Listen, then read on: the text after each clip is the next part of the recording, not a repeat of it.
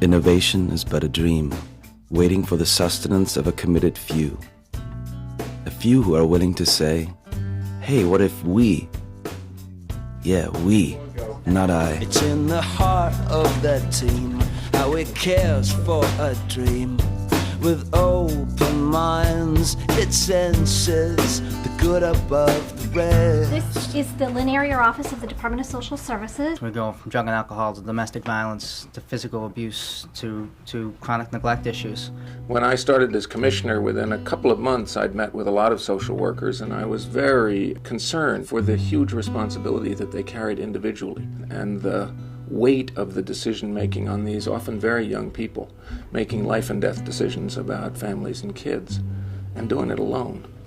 They wondered what would happen if social workers tackled cases as a team rather than as individuals. My experience tells me that this is just not going to work. Had lots of misgivings.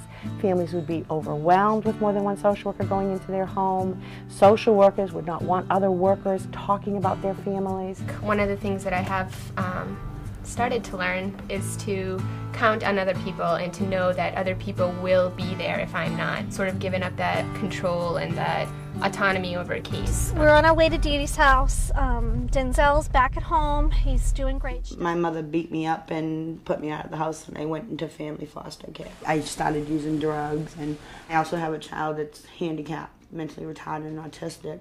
We're making life and death decisions involving children and very complex family situations based on observations by one set of eyes and ears. 2 people or 3 people working with a family and know the family, you don't have to worry about, did they miss something? It's my worst fear in the world is to have my children taken away. You can put the trust in the workers that, you know, there's more eyes than just one set of eyes on a family or on an individual, and it works. If I can't get a hold of Kim, I know I can call Karen. If I can't call Karen, I can call Derek. If I can't call Derek, I can talk to Laura. In fact, I was 100% wrong. It has worked beautifully. DSS is my backbone, you know? They keep me right, because I don't want to lose my kids. And I've made friends with everybody, and they look up to me, you know? And I look up to them. It's in the soul of a plan, how it moves every man, every woman to be free. In Broward County, Florida, it was tough to attract good teachers to work in some public schools. They teamed up with local universities to create urban academies.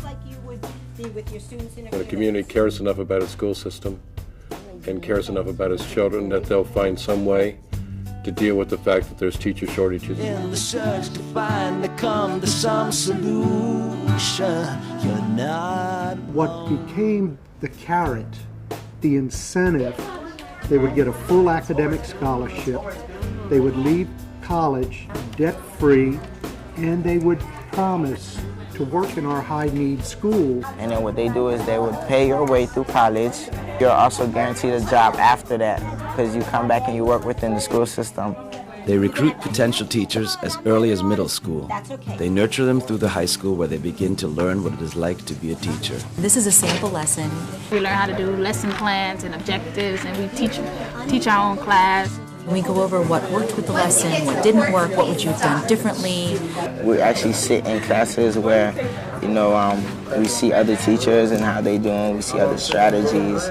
This kind of experience gives them so much confidence in the classroom. It gives them more presence, it gives them some identification with the teacher and what they have to do to prepare their lessons when they're actually in class, makes them better students as well. I really fell in love with doing this program, because when you go to the schools and you teach the students one-on-one and you see that they're really learning and they're picking up on what you're teaching them, it's a really good feeling. I love little kids. I want to be a kindergarten teacher. With open minds, it senses the good above the rest. It's in the soul of a plan, how it moves every man, every woman to be free. DC was woefully behind in the number of hate crimes that were being reported. I mean, to the point that there were hundreds being reported in Maryland and Virginia, and 2 were reported in 1998 by the District of Columbia. The gay, lesbian, bisexual, and transgender community have often had a position of being as afraid of those who are supposed to protect them as they are of the people who are committing crimes against them in the community. It wasn't until 1999 when 2 lesbian officers on our police department actually took the bull by the horns and wrote a proposal. And their focus in that proposal was really on 2 things. Training and education, and on outreach. I'm Matt. We're the Gay Lesbian Liaison at DC Police Department. Brett. Yeah, my sergeant. In June of 2001, that we really added that 3rd element to our mission, which was the law enforcement element. This guy was assaulted. He claims that the security beat him up really bad. We actually are able to work very closely with the police when an incident does occur. It's been our launching pad. It's given us credibility. It's given us credibility in the community. It's given us credibility in law enforcement. It's given us credibility with other agencies around the country who have looked at us and said, you know what? This isn't just some foofy window dressing, pass out brochures, sing kumbaya. They're actually doing police work. And I believe that, most police officers would say that that kind of community policing and that kind of engagement from citizens is what helps police to be successful. Everyone depends upon the other's view. It's in the smallest of things, how you care for what you do and follow on. We were seeing lots of patients, too many patients, where no medical record was available, where no films or x-rays were available, where no list of prescriptions were available, and it clearly was impacting the quality of care that we were providing in the VA. Craig is a middle-aged male with MS and also diabetes and high blood pressure. I was in the Army. I was in from 84 to 94, and I was a medic. I served Just Cause in Panama, Desert Shield, Desert Storm, and Somalia. The system is our computerized patient record system we refer to as CPRS, and it has revolutionized the way we deliver care in the VA. My Healthy Bed is a personal health record that each patient has. It gives me the ability to actually key in my blood sugar levels. We are actually giving to the patient on his website, which is doubly encrypted, very secure, all of his record, his discharge summaries, his lab tests, his prescriptions, the comments that the doctor has made for the patient. The big things I like about it is that you can actually monitor the fluctuations. You can see exactly, what happened before, and it will chart it and graph it so you know the ups and the downs. The other thing is monitored by a nurse. I noticed on Mr. Carpenter that his blood sugar had gone up to 210. The nurse will, if your levels are high, she will immediately give you a call. It enables every provider of care, no matter when the patient is seen in our medical center, to have every bit of the medical record, every doctor's note, every prescription, every image available on their desktop or on their laptop or from their home.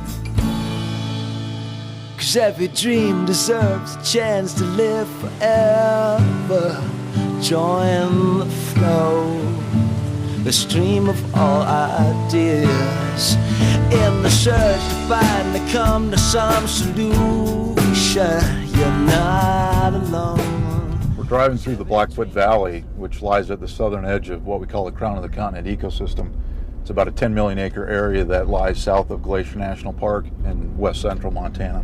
The Blackfoot Challenge is composed of all the landowner interest in the valley. That includes public agencies that own 60% of the Blackfoot Valley, corporate timber, as well as the private landowners. And if we're to be successful dealing with species like grizzly bears, bull trout and whatnot, we need to work on private lands. We traditionally didn't work with our federal partners. And the Blackfoot Challenge really allows us a forum to understand what other people are thinking, work really across fence lines that we're not traditionally used to doing. What we need to do is figure out a way to make agriculture sustainable, so we use tools like conservation easements. We work with ranchers on grazing management, on restoring wetlands, on restoring streams, developing offsite water, working on fish passage issues. Traditionally in Montana, the way that people irrigated was flood irrigation. The problem with that is we lose a lot of the water in route to those fields. About 80% is inefficient. And when we was flood irrigating, that's why you could spend all day out here on that and still never get over the ground. We had a ditch that came for miles down through here, and we lost water. And we begin to run into conflicts between the needs of the fishery and the needs of the irrigators. So what we try to do is convert them over from flood irrigation practices to sprinkler irrigation practices that are a lot more water conservation friendly. Well, cattle coming down and going over the banks, they wear the bank down, and that isn't good for the fish and that either. So this is a solar panel off-site livestock watering development, and the energy is through solar panels. Pumps water from the ground into stock tank, which helps pull the livestock away from the river system, which restores that riparian area while providing better livestock utilization of the uplands. Bunch of good guys. In the search to find, they come to some solution, but not alone. 'Cause every dream deserves the chance to live forever. Now, the mayor here is the authorizer, the person who decides who gets a charter and oversees and evaluates the schools that are up and operating. And he is directly accountable to the people who are being served by those schools. Being an advocate for charter schools were a way to bring substantial reform, major reform, to public education without really blowing up the idea of public education. With the number of students we're losing, we're not getting the job done. The mayor's charter was very, very intriguing to me because of the flexibility that it allows outside of our traditional school setting. The length of day, the availability of who we can hire for teachers, for principals, we can go out and find the very best. And what you see here is an expansion of our Decatur Discovery Academy to accommodate additional students. Mayor Peterson, who's the only mayor in the country with chartering authority, made a critical decision at the outset of our initiative when he said, "Hold me responsible." And so once a mayor is in that position, there's a powerful incentive to do everything possible to make sure that those schools do perform, that they do succeed. The Decatur Discovery Academy is an expeditionary learning school that uses a lot of the outward bound principles. So the students that we work with here are those students that in a traditional comprehensive high school, they seem to get lost. When you take students that struggle in that traditional environment and place them into this non-traditional environment, we see many students for the first time in their lives begin to excel. On average, we've seen a 25% increase in that pass rate for the kids who have attended the mayor-sponsored charter schools. The statewide average, using the same comparative data, is less than a 1% increase. in the heart of that team, how it cares for a dream. We're here at Soramundi Commons in Hartford, Connecticut. This is the largest supportive housing project in the state with 48 units. And what supportive housing is permanent, affordable housing matched with support services designed to break the cycle of homelessness. So let's go inside.